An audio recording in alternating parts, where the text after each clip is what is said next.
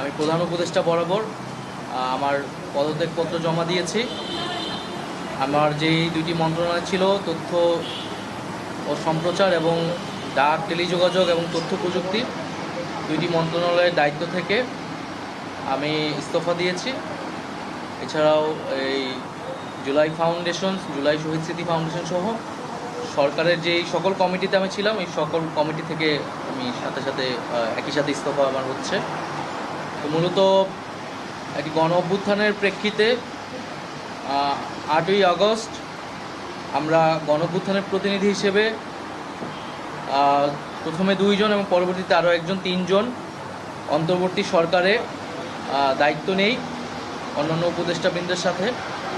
তখন দেশের জাতীয় নিরাপত্তা এবং গণ অভ্যুত্থানের আকাঙ্ক্ষা বাস্তবায়নের লক্ষ্যে আমাদের সেই সময় দায়িত্ব গ্রহণ করাটা আমাদের কাছে মনে হয়েছিল যৌক্তিক।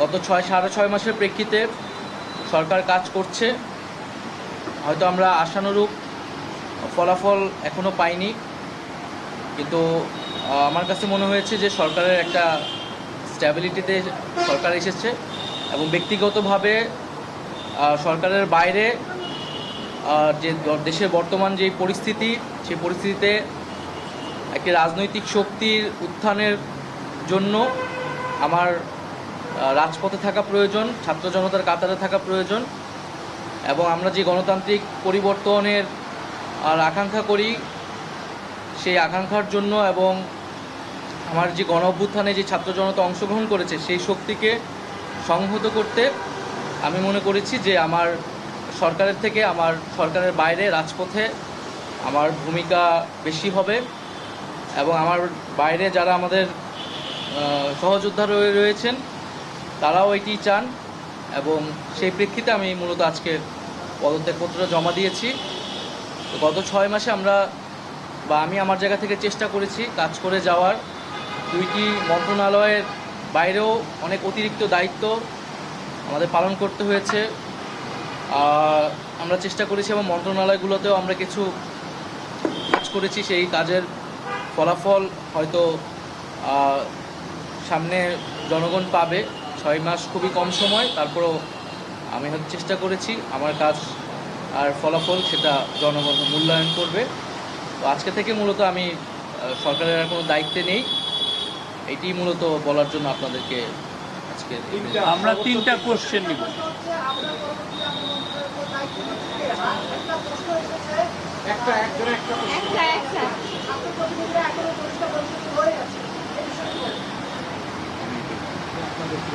আমার পরে দায়িত্ব নিবে এটা আসলে ক্যাবিনেটে, পরবর্তীতে এটা ক্যাবিনেট ঠিক করবে, উপদেষ্টা পরিষদে ঠিক করবে।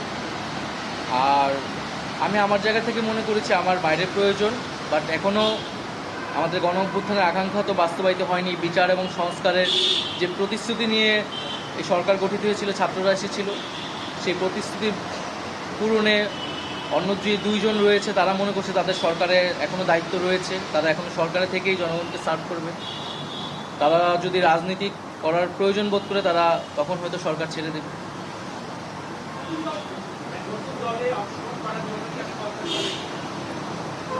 হ্যাঁ, নতুন যে রাজনৈতিক শক্তি এবং দল গঠন হচ্ছে, আমি সেখানে অংশগ্রহণ করতে আমার অভিপ্রায় আছে এবং জনগণের সাথে মিশে আবারও জনগণকে ঐক্যবদ্ধ করা এবং আমাদের যে গণ অভ্যুত্থান এর যে প্রতিশ্রুতি সেটা বাস্তবায়নে মাঠে থেকে কাজ করার লক্ষ্যেই আমি সরকার থেকে পদত্যাগ করছি।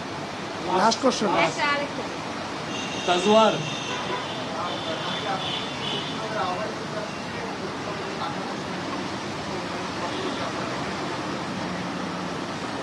এটার জন্য আপনাদের দলটির যেদিন ঘোষণা 28 তারিখ, সেদিন পর্যন্ত অপেক্ষা করতে হবে, সেদিনই এটা জানা যাবে।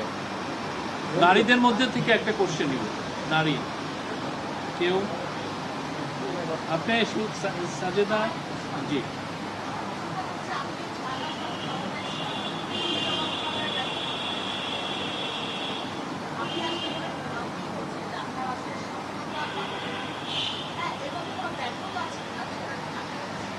না, আমাদের তো অনেক সীমাবদ্ধতা ছিলই, আমরা সেই সীমাবদ্ধতাগুলো কাটানোর চেষ্টা করেছি সবসময়। এবং এখানে সীমাবদ্ধতা ছিল, আমলাতান্ত্রিক জটিলতা ছিল। আমরা এসে এই ব্যুরোক্রেসিকে যেভাবে পেয়েছি, এখানে পুলিশ যে তার আত্মবিশ্বাসের ঘাটতি হয়েছে আন্দোলনের পরে, এবং একই সাথে এখানে এই জুলাই গণহত্যাকারীদের, জুলাইয়ের যারা গণহত্যাকারী তাদেরকে গ্রেফতারের বিষয়টা, বিচারের বিষয়টা, সেই বিষয়ে আমাদের কিছু সীমাবদ্ধতা থাকা সত্ত্বেও আমরা কাজ করেছি। আমি জনপ্রশাসন কমিটির একটা দায়িত্বে 2 সপ্তাহের মতো ছিলাম।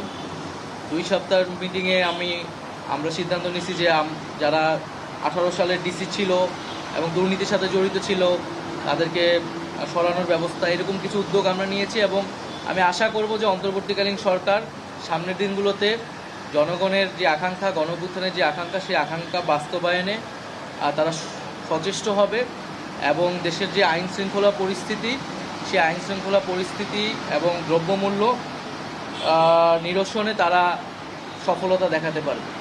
ধন্যবাদ।